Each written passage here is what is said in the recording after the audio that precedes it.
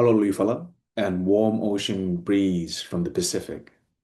So this month of July marks the anniversary of two landmark International Court of Justice advisor opinions, the nuclear weapons and the climate change.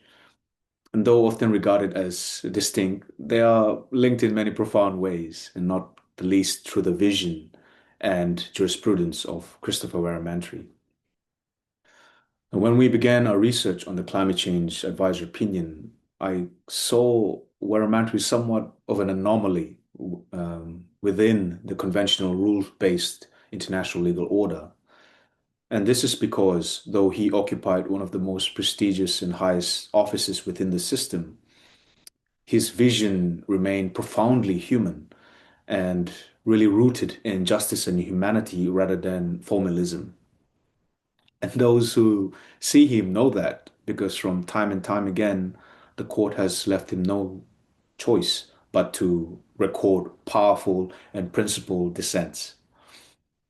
And what really appealed most to me was his belief that the ICJ cannot afford to simply be a monocultural institution that is just drawing primarily from Judeo-Christian Western laws.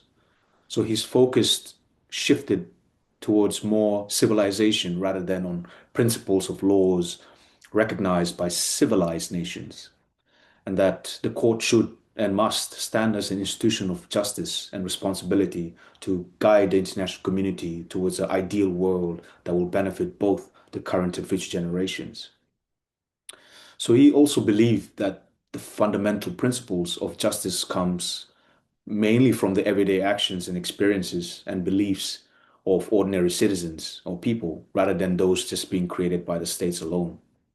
And this is particularly significant to us because it speaks to a challenge that the nation states of Melanesia have grappled with since our independence.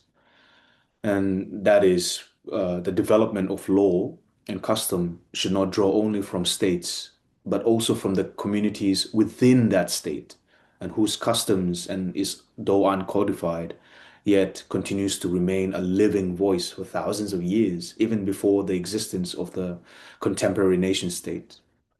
And if you see in both advisory opinions, those voices were made, although it's not enough, it's really a step towards the progressive realization of this vision. So in this vein, the ICJ must advance the cause of justice and should remain responsive to the concerns and lived realities of ordinary people of all civilizations. Otherwise, it risks losing the word international and justice of its legitimacy.